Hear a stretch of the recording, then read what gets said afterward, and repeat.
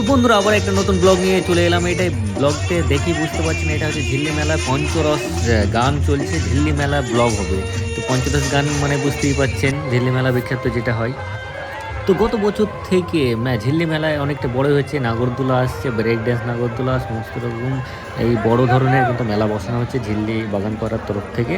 তো আজকে পয়তার দিন ছিল, তার জন্য অনেক লোকের সমাগম হয়েছে, চারিদিকে শুধু লোকই লোক।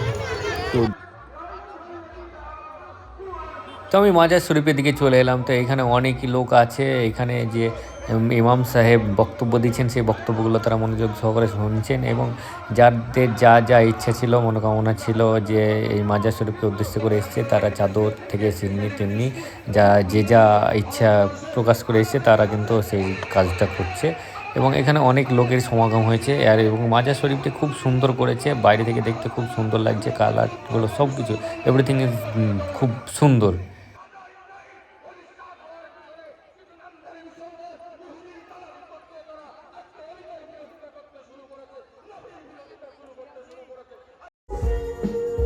তো রাত্রে লাইটিংটা দেখতে খুব সুন্দর লাগছে। এটা হচ্ছে মেন গেট ঢোকার রাস্তাতে, খুব লাইটিংটা খুব সুন্দর করেছে, এবং বাচ্চাদের জন্য টয় ট্রেন চলে এসেছে। বাচ্চারা খুব মজা করছে এই টয় ট্রেনে চেপে।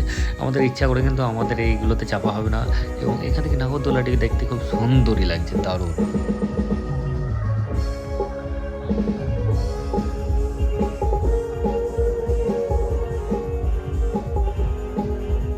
তো মেলার মেন আকর্ষণ পঞ্চরস গানের দিকে আবার চলে এলাম। এখানে যে পাকিস্তান ও ভারতের সঙ্গে যে যুদ্ধ হয়েছিল, সেই যুদ্ধটা বর্ণনা করে পঞ্চরস গানের মাধ্যমে দেখিয়েছিল।